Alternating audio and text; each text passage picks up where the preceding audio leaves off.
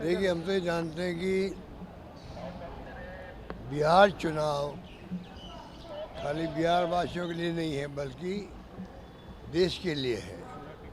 जो हालात देश में बन गए हैं, पूरा मुल्क उम्मीद करता बिहार से, क्योंकि बिहार के लोगों का इतिहास शानदार रहा है, राजनीतिक रूप से भी, सामाजिक रूप से भी, सोशल सिक्योरिटी के रूप में भी, गरीबों के लिए भी।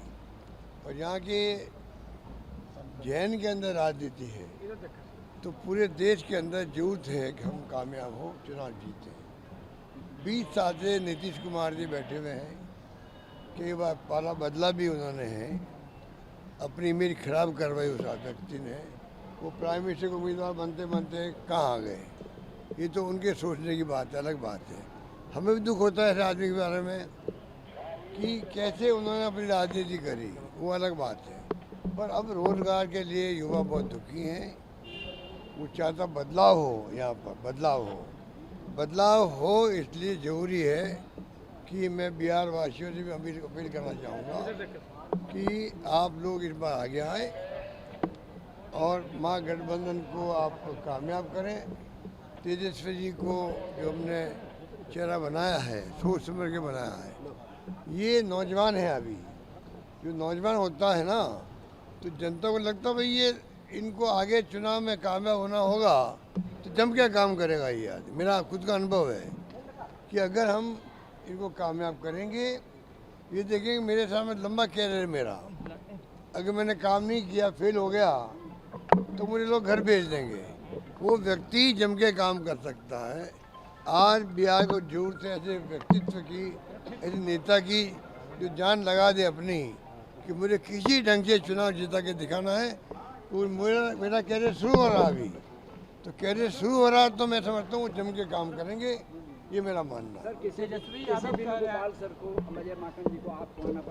देखिए, हम लोग कल आए हैं, हमारी पार्टी के अंदरूनी मामला है, हम आप बैठे हैं। तमाम जो हमारे पर्यवेक्षक आए हुए हैं उनको हमने कल बुलाया, सबकी रिपोर्ट ली हम लोगों ने। क्षेत्र में सबकी अच्छी रिपोर्ट है, अच्छा उत्साह कार्यकर्ताओं में भी है, नेताओं में भी है, और कैंडिडेट भी दमखम के साथ लड़ रहे हैं चुनाव। क्या ऑल इज वेल है सर? मैंने कांग्रेस में जिस तरह से लोग आरोप लगा रहे थे कि टिकट को दिया गया, उसमें कौन से आरोप लगा रहे हैं? नाराजगी, कांग्रेस के कुछ लोग थे जो आरोप लगा रहे थे, नाराजगी खत्म हो गई। काय का? अरे ठीक, उन्होंने कहा कि टिकट अरे भाई देखो, बात सुनो, मैं उनसे अपील करना चाहूँगा, प्लीज़, ये चुनाव बड़ा महत्वपूर्ण है। हम सब सच्चे कांग्रेसी हैं, हमें इस बात का ध्यान रखना चाहिए। अभी ऐसी कोई बात नहीं बोले, गुस्से के अंदर होता, स्वाभाविक होता गुस्सा, टिकट नहीं मिलता, स्वाभाविक गुस्सा आ जाता है। हम ऐसे वक्त में सही में रखें, पार्टी का इंटरेस्ट सर्वोपरि रखें, और पार्टी का इंटरेस्ट के साथ जुड़ा हुआ देश का इंटरेस्ट। मेरा व्यक्तिगत मानना है, इस देश को जरूरत कांग्रेस की है, विचारधारा की है उसकी, और मेरा मानना है कि इसे कांग्रेस पार्टी जो फैसला करती है, अभी तमाम कार्यकर्ता, तमाम नेता लोग मिलकर के साथ दें। अगर पार्टी मजबूत होगी तो मैं समझता हूँ कि देश की समस्या है, उनका मुकाबला करने में हम सक्षम होंगे। समाजवादी पार्टी के सांसद हैं, उन्होंने कहा है कौन? सनातन पांडे बलिया से सांसद हैं, उन्होंने कहा है कि बिहार से हमारा बेटी रोटी का संबंध है, बिहार में हम जाकर के दहेज में वोट मांगेंगे ताकि महागठबंधन की सरकार बन जाए। अब वो तो पता नहीं क्या बोले, मुझे पता नहीं भैया, किस संदर्भ बोले, मैं कैसे कह सकता हूँ आपको, आप उन्हीं से ये बात पूछना। राहुल गांधी, प्रियंका गांधी का दौरा कब से हो रहा है? बिल्कुल, दौरे बहुत जल्दी से हो रहे हैं।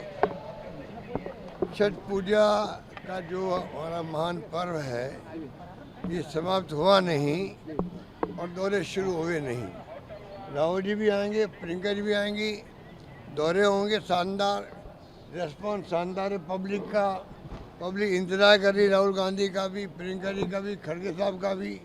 यात्रा निकली थी, बहुत शानदार निकली थी राहुल जी की, वो आप सबको मालूम है, लोग इंतजार कर रहे हैं उनका।